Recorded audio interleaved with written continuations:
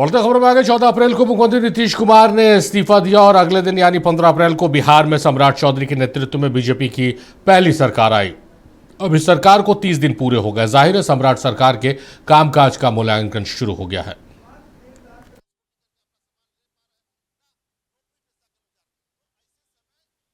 पंद्रह अप्रैल को सम्राट चौधरी के नेतृत्व में बिहार में बीजेपी की पहली सरकार आई।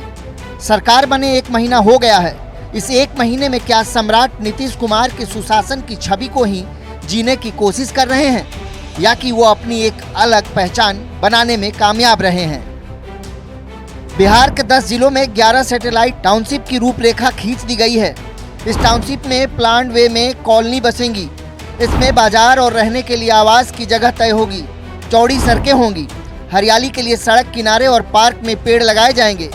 सम्राट सरकार की पुलिस दीदी योजना बिहार सरकार की एक महत्वपूर्ण पहल है, जिसका उद्देश्य महिलाओं और छात्राओं की सुरक्षा बढ़ाना तथा पुलिस और समाज के बीच भरोसा मजबूत करना है। महिला पुलिस के लिए 1500 स्कूटी खरीदने का निर्णय लिया गया है।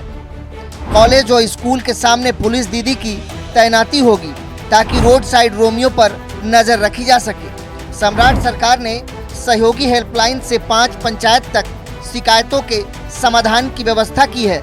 इस वास्ते हर महीने के पहले और तीसरे मंगलवार को शिविर का आयोजन होगा। शिविर में ब्लॉक, थाना, अंचल के तमाम शिकायतों को सुनी जाएगी।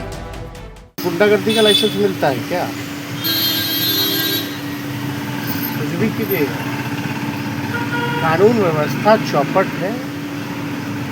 लॉ एंड ऑर्डर बिहार में फ्लॉप हो चुका है। बिहार एनडीए से संभल नहीं रहा है। सम्राट सरकार ने सिर्फ 1 महीने में यह साबित कर दिया है कि बिहार अब ठहराव नहीं, तेज विकास की दिशा में आगे बढ़ चुका है।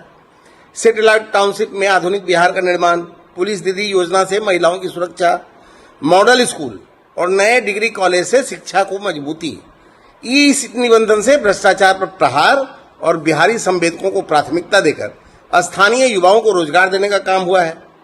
यह सरकार समृद्ध बिहार, सुरक्षित बिहार, सक्षम बिहार के संकल्प के साथ काम कर रही है। सम्राट चौधरी जी के नेतृत्व में सरकार को 1 महीना हुआ है, लेकिन बिहार में न तो अपराध रुक रहे हैं, न ही भ्रष्टाचार को रोकने की दिशा में सरकार गंभीर दिख रही है। बिहार में लूट और भ्रष्टाचार का एक ऐसा एंगल बन गया है जो स्पष्ट रूप से दिख रहा है। जहां अपराध, लूट, भ्रष्टाचार के ट्रायंगल से आम जन त्रस्त हैं और जिस तरह से आम जनों को प्रताड़ित होना पड़ रहा है। जब छात्र नौकरी मांगने जाते हैं तो उन पर पुलिस का लाठी चलता है। बिहार में सम्राट चौधरी जी की सरकार बने हुए 1 महीने पूरे हो गए हैं। इन 1 महीनों में केवल हवाई घोषणाएं ही हुई है।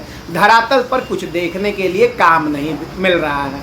और ऐसी स्थिति में अपराधियों ने जो बिहार में कुकृत्य किया हुआ है, जो खौफ का शासन स्थापित किया हुआ है, उससे अभी भी सम्राट चौधरी जी आम जनता को निजात नहीं दिला पा रहे हैं। अधिकारियों की हत्या हो जा रही है उनके चेंबर में। ब्लैकआउट के मॉकड्रिल के नाम पर मसाला व्यवसायी की हत्या पटना राजधानी क्षेत्र में हो जाती है।